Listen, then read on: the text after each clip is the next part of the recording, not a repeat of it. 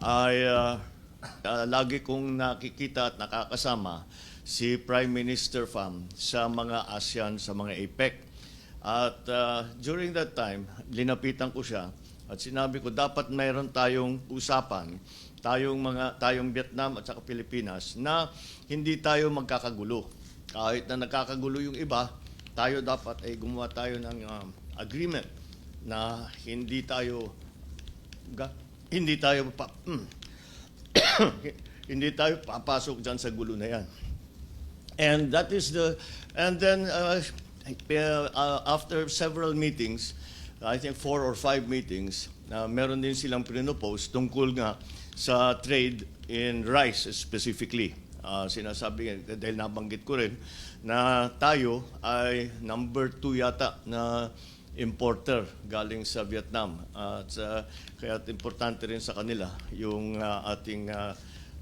ating exchange. At siyempre para sa atin, very important yan because it is a way to assure that we have a sufficient supply of rice. Nagsimula sa ganyan, ngunit siyempre lumawak na ang usapan at napunta sa mga iba't ibang bagay hanggang sa security, hanggang sa agri, hanggang sa transfer of technology, napunta sa infrastructure development dito sa Vietnam, pati na ang pagbuo ng isang sistema para meron tayo, makamina tayo ng mga tinatawag na green minerals at mula ron ay makakagawa tayo ng baterya sa Pilipinas at ito ay ilalagay sa electric vehicles. Hanggat inaantay natin na mangyari yun, the electric vehicles are already available and they want to enter into the Philippine market with the electric vehicles from here in Vietnam.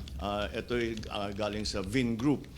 At marami pang ibang napag-usapan, pati na yung digital technology, pati scholarship sa AI at saka sa tech industries. Ito talaga ay hindi namin inaasahan na mangyayari, ngunit it happened. And that's why, considering that we were here for such a short time, we covered many subjects, which provides the opening for further discussion. And I think that Vietnam is very interested in coming to the Philippines. But ang punot dulo nitong lahat ay yung security and defense na usapan ng Vietnam at ng Pilipinas para hindi tayo magkakaproblema kagaya ng nangyayari sa ibang bansa sa West Philippine Sea. Kaya yun talaga para sa akin ay napakahalaga. At yung agrikultura, siyempre hindi natin pwedeng basta't isang tabihan dahil again, it's very important. We have commitments now to be supplied by the Vietnamese rice traders.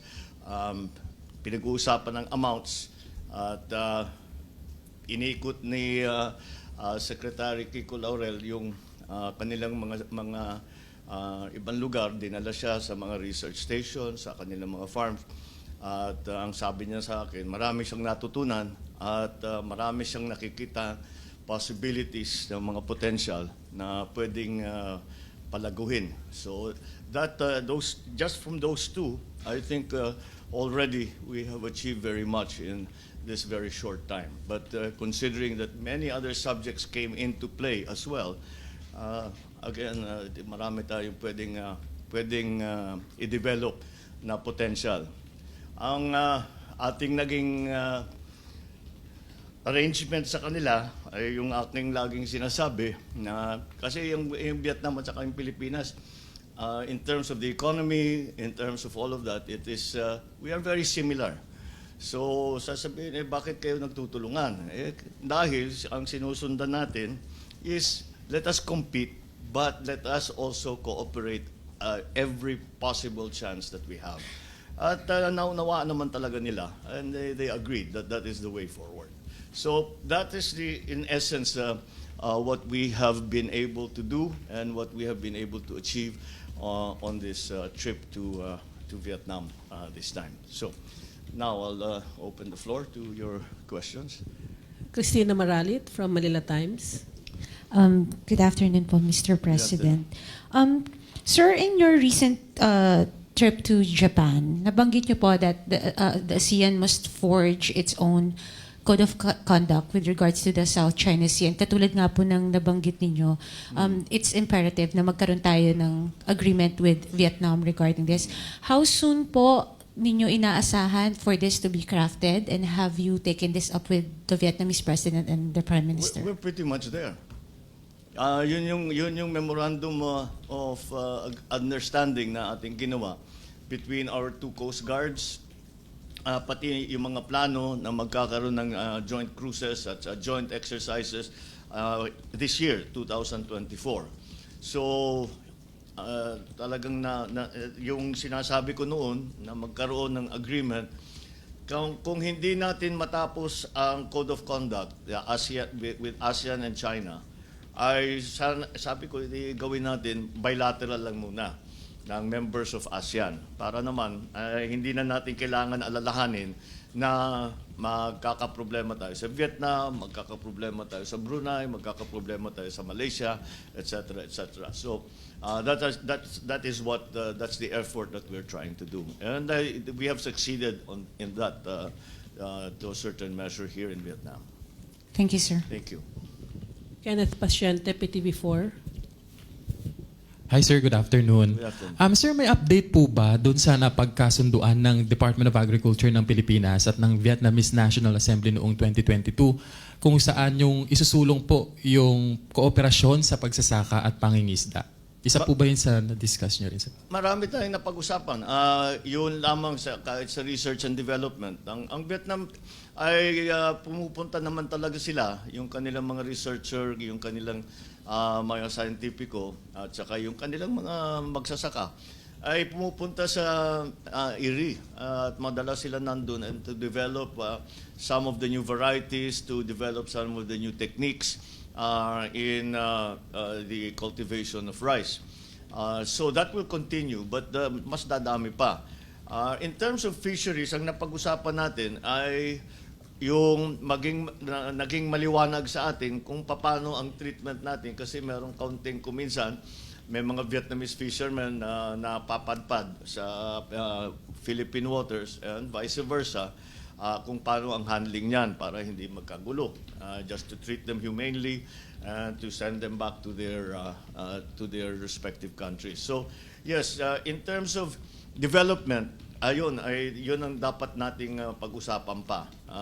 That we have to lay down the specifics, because that is one of the subjects that I was referring to, na hindi naman talaga wala sa agenda, pero lumitaw na subject matter na para sa atin very interesting yan. Kaya yun.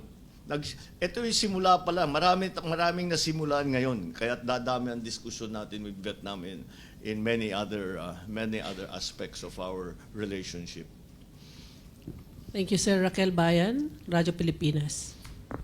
Good afternoon, sir. Sir, ngayon po meron na tayo nasalyahan na maritime cooperation with Vietnamese Coast Guard. Tapos meron pa po tayo, sir, na isang ito pong Incident Prevention and Management of the South China Sea na kanina rin po pinipresenta. Meron po ba mga particular na hakbang sa loob nitong mga agreement para ma-prevent na po natin yung aggression ng China sa South China Sea?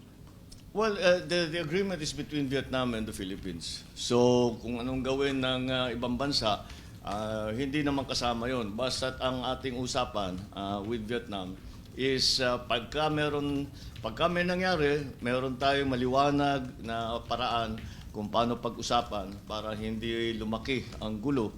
Hindi naman tayo we don't have any confrontations with Vietnam, as a matter of fact. Despite the fact that we have conflicts in territorial waters, about territorial waters, but it has never been beyond. It has never gone beyond any diplomatic contacts. Hindi na pupunta sa gulo kagaya sa mga nangyayari sa nakaraan. So it is a bilateral arrangement between the Philippines and Vietnam. Thank you, sir. Other topics? Kat Domingo of ABS-CBN. Okay. Hi, sir. Good afternoon. Sir, how is your relationship with Vice President Sara Duterte after her family spewed vitriol against you, your wife, and your administration? Well, it's exactly the same because she hasn't said anything of that nature, and wala naman siyang sinasabi na ganyang klase. So hindi naman nagbabago.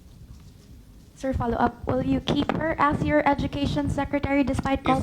I'm sorry? Will you keep her as your education Yes. secretary despite calls from her Yes. family for you to Yes. step down? Yes. Sir, last question, Ivan Mayrina. May 7. Yeah, magandang hapon, Mr. President. Good afternoon. Over the last few days, there were several calls for you to intervene in the clash of the two houses of Congress over People's Initiative. How do you intend to resolve this, sir? Well, we have been in continuous discussion with both houses in the recent days. In fact, before I left, I met with our legal luminaries and tried to find a way. Dahil naman ang habol ko talaga dyan are the economic provisions that I have been talking about this for many, many years already. So, napupunta sa ibang usapan at nagagamit na pampolitika itong issue na ito. So, I have asked the leaders of both houses and again, some of the best constitutional minds that we have in the Philippines to come up with a simpler solution that does not cause so much controversy.